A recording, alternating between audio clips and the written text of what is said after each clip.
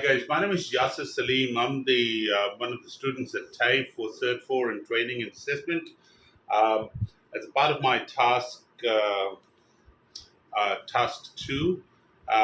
with the individual training session, I have Dr. Snovia Slim. She's the interviewee slash student. So I'll be delivering this lecture on 18 plans in project management, such as project integration plan, project scope management plan. So 18 different plans that are actually used in through the PMBOK in the project management field end to end. So I'm going to run Snovia, Dr. Snovia. She's also a psychologist and a clinical therapist as well. Um, and we're gonna run through some project management plans today. So the first one we have is project integration plan. All right. Second plan in project management is scope management. Obviously, project comes before each and every name of this plan.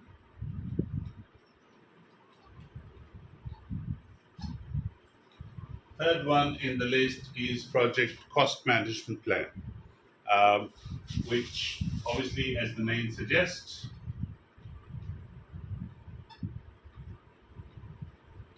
it's to do with the money, the financial aspect of a project. Like any project, it has to run. In a certain time frame, and also that falls into the schedule category. So schedule management plan.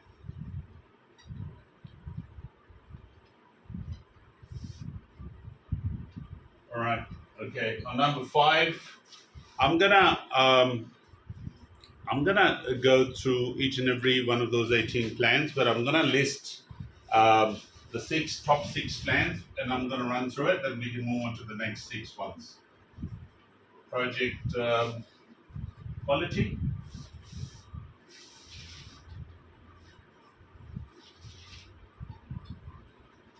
And the sixth one on the list right now is the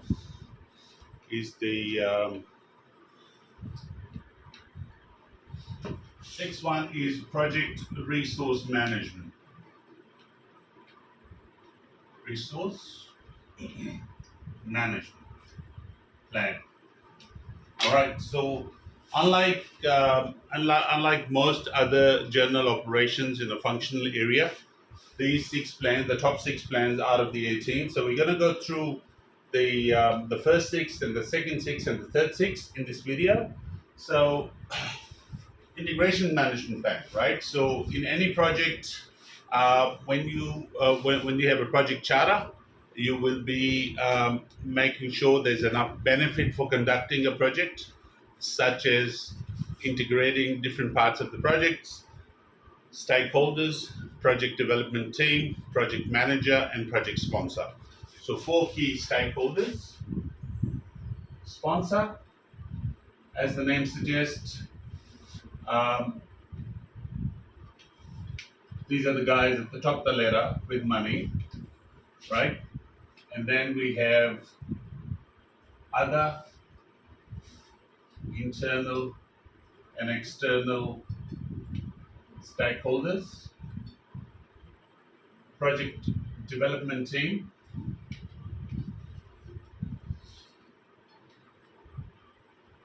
or project team, which also falls into the resource. And then most importantly, the project manager himself. All right, so the first job of the project management is to integrate all these 4 key parts of the project. All right, and then the requirements. So under scope management, we have requirements management plan. For example, we are constructing a building, and then the ingredients of that construction, we're going to need the land, we're going to need the people, we're going to build it, a construction company, for example, we're going to need the external people and internal. We need regulatories to approve the maps and the construction plan. We're going to need a team to run that project, to conduct procurement, sourcing. We're going to obviously need a sponsor who's going to pour into some money. We're going to need the council on board, so that's going to look into the environment and the social part of it, communities, for example, and most importantly, the project manager. Next plan we have is cost management. How would you manage a project cost? I'm going to go into a deeper detail with how projects are run and how costs are managed. Costs are managed as well. Cost of labor, cost of a project manager's salary, for example, the cost of getting extra stuff done, cost of getting plans approved, cost of materials, cost of labor, and a whole lot of it, right? Okay, the third plan on the list is the schedule management plan, right? For example, our project is to construct a building in 1 to 18 months, right? All right, so this is the schedule. What falls into what occurs between this first month and 18 months is the most important, and this is how you how you manage the project schedule to make sure we have on time delivery. Any other extra time it takes to deliver a project not only incurs cost, it reduces the project credibility and increase the scope as well. Hence, it's important to manage the time in a project. Again, project is a temporary endeavor. All right. For example, getting from A to B to C, for example, it's got a fixed length of time, unlike some operations. The fifth plan we have on the list is the quality management plan. How we deliver quality, whether it's material, project work, project teams work, the quality we deliver, the quality of construction in the building construction scenario, what we source, where we source it from, how could we source the most effective, cost-effective procurement, not only just being cost-effective, it has to be something that fits within the quality standards. Number of standards that are used across the board, such as ISO 9000, and then the list goes on as well. So certain benchmarking in the industry is important. Sixth plan on the list is the resource management plan. Obviously, as the name suggests, the resource could be personnel / labor. Resources could be funds that takes it straight into the sponsor. All right. Time, again, is a resource and how you manage it as well. And the list goes on. All right, moving into the next part of our video is run you through the remaining plans that are required as a part of a project management plan. So all these 18 plans that fall into the umbrella of a project management plan, right? And this is predictive and waterfall style of project management we're discussing today. It's not agile, it's predictive and waterfall, right? So it's more top down. And then most of the world nowadays is moving on from predictive more into agile, but some companies are still operating. I would say majority of the companies are still operating under a hybrid structure of project management.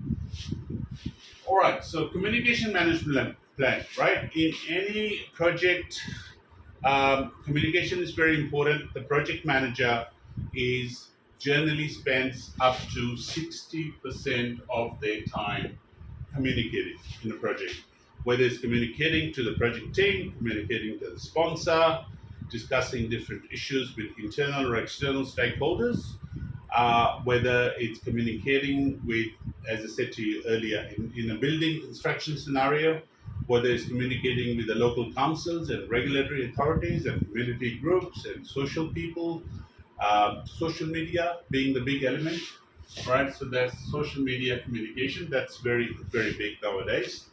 All right. So communication extremely important. Later on in this video, we're going to go through the requirements, method, frequency, and different ways to communicate. So different ways to communicate, whether it's verbal, it's one-on-one, you communicate virtually over Zoom, and all that stuff within the stakeholders. Risk, very big part of the project. Um, Different avoidance techniques within the risk, whether you want to avoid the risk in a project, transfer the risk, mitigate it, and or just putting a complete blind eye to it. So avoiding a risk in project management, I'll give you a scenario of you being out of the house, you go to the road, you're walking or you're driving, right? So you avoiding means you don't come out of the house at all, right? So because there's a risk of a traffic collision, you stay inside the house, you're completely avoiding this risk, transferring the risk. All right, each and every risk transfer incurs a cost, right? There's a cost associated to it. You go outside, you buy a motor vehicle, and you transfer the risk to the insurance company. Insurance company charges you a premium on that, just in case if there's an accident. And all the insurance companies, they run on risk management. They have massive risk managers, risk portfolio managers. They manage these mega businesses at all, right? Third one is to mitigate the risk as well.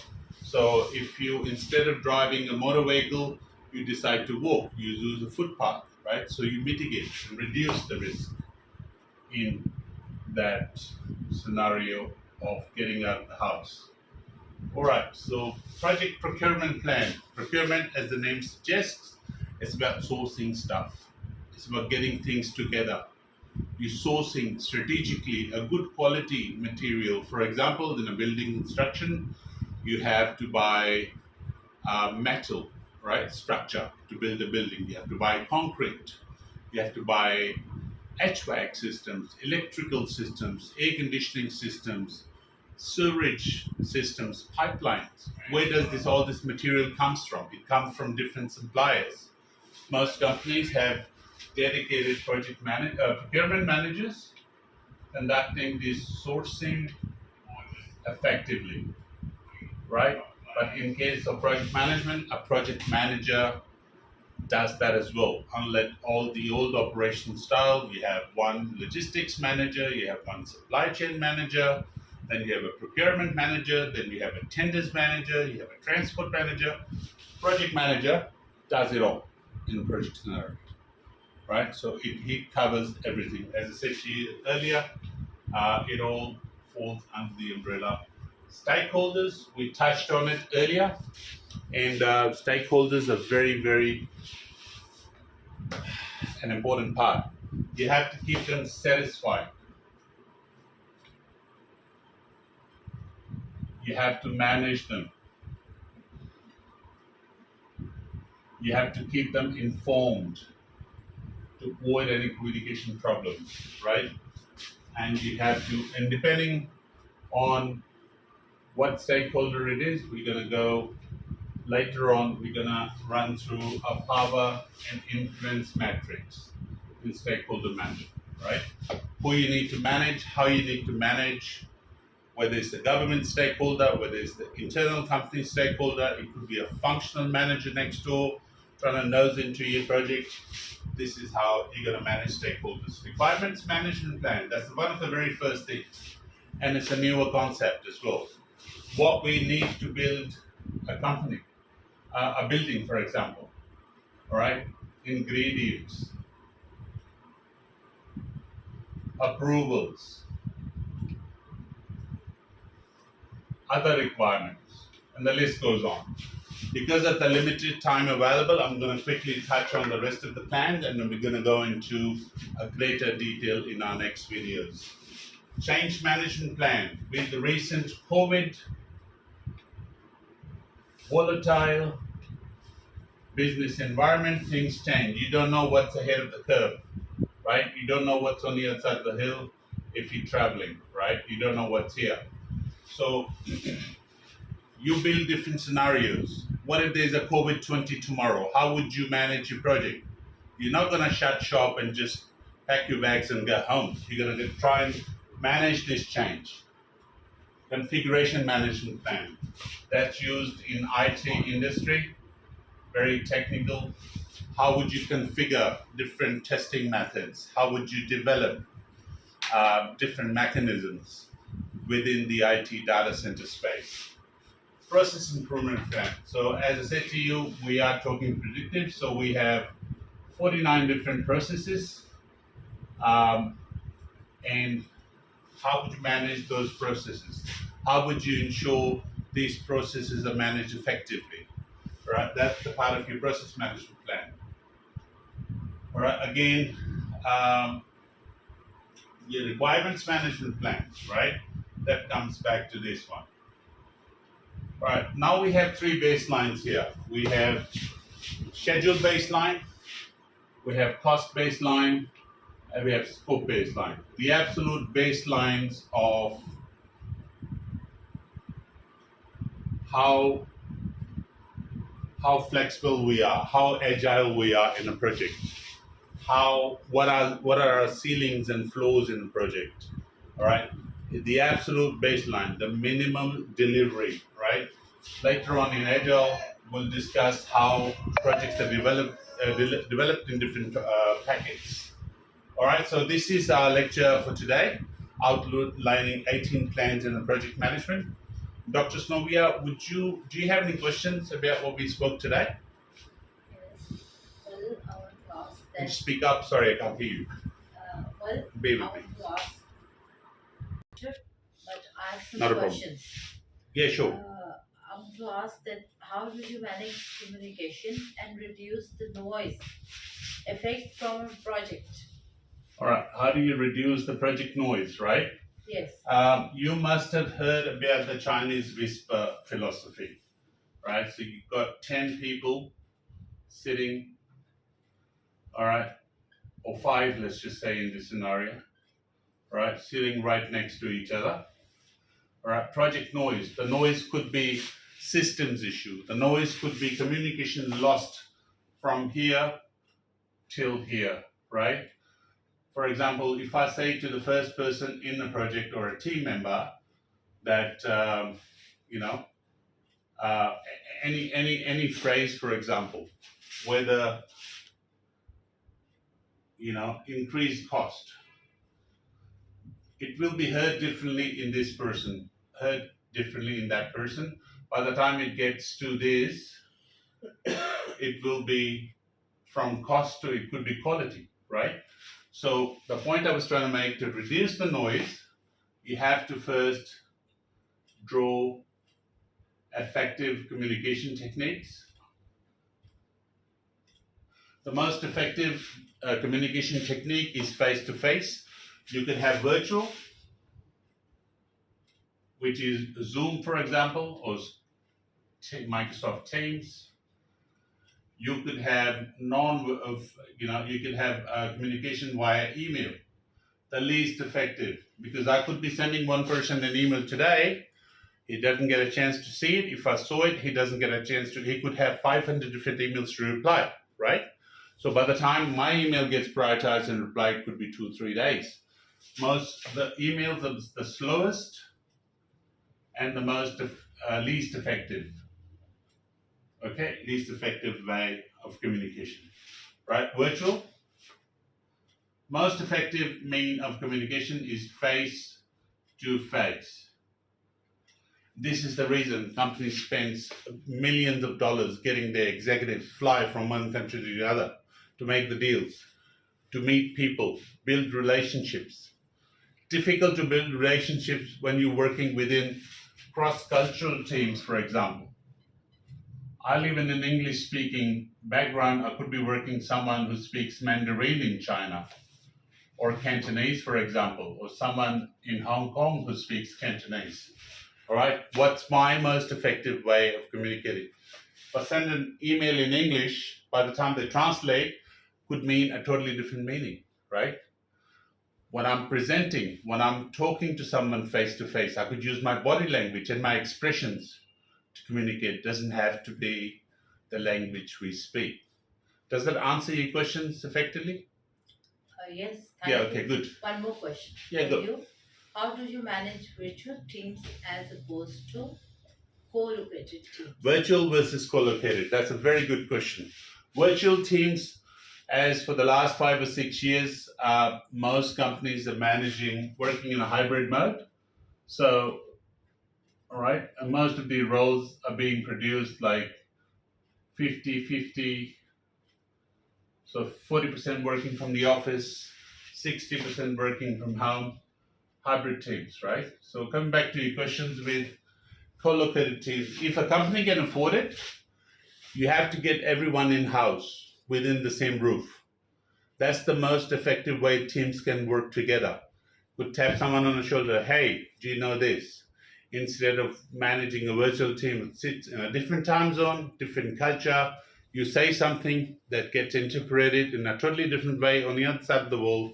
You could be talking to someone in Hawaii who doesn't speak English as much. So co-located teams are the most effective Okay, good. if a company can spare enough budget to get all people within the one roof, right? But again, when I say co-located, it's not teams within the same city. It has to be within the same building. Does it make sense to you at all? Yes, Good. sure. And how do you manage conflicts within the teams? Conflicts, very important. Conflicts. Hello, Moto. Sorry about the disruption. Could you repeat your question again? Yes, sure. I want to ask that how do you manage conflicts within the teams? Conflicts within the team, different ways to manage it. Conflicts are bad. Conflicts are underproductive. Productive conflicts are the waste of time and money, and conflicts can create a bigger problem. A project manager needs to know when to intervene within a conflict. Unlike agile teams, where you let the teams go and sort out their problems themselves, you project management need to see when it needs to. The moment the conflict starts affecting the project's productivity, that's when the project manager enters. And it uses different techniques to manage conflict, right? The project management can use and totally withdraw from it, and surrender, negotiate, all right? Project management, withdrawal can be avoided, withdraw and avoid it, same thing, all right? You can try and mitigate the effect of that conflict, but it needs to be the moment a conflict starts affecting a project, the project manager has to put the foot down. One of the techniques used to manage conflict is ground rules. Set up ground rules. In this class, I've got ground rules, right? Okay, different ground rules. All right, first of all, you will not, for example, if I have a bunch of teams sitting here and I'm the project manager, you don't interject. You ask questions during question time. You don't interrupt the class, right? Question time. Different set of rules you can write. You have to write the ground rules, put that in a legal format and get the team to agree and sign off. That way, if one of the team members breaks the ground rules, that which can result later in a conflict, okay, that can be addressed straight away. And you can first try and manage it, navigate through it. If there's a bigger impact on a project, you have to remove that team member from the team or have them reallocated to a different area of business. Do you understand what I mean? Yes. Do you have any more questions about? Yes, doctor. Thank you very much. You No problems. explained very well. Okay. And one more question that was last but not the least. Go ahead. That what's the most effective mode in a project? Mode of what? Most effective Mode of communication, as I touched earlier, face-to-face communication is the most effective. Not email, not virtual, not telephone. Face-to-face. And don't you think that it is difficult nowadays to communicate face to face? But then the next one down, if you don't have enough resources, resource could be time, resource could be money, resource could be not having enough project managers to travel. The next one is virtual.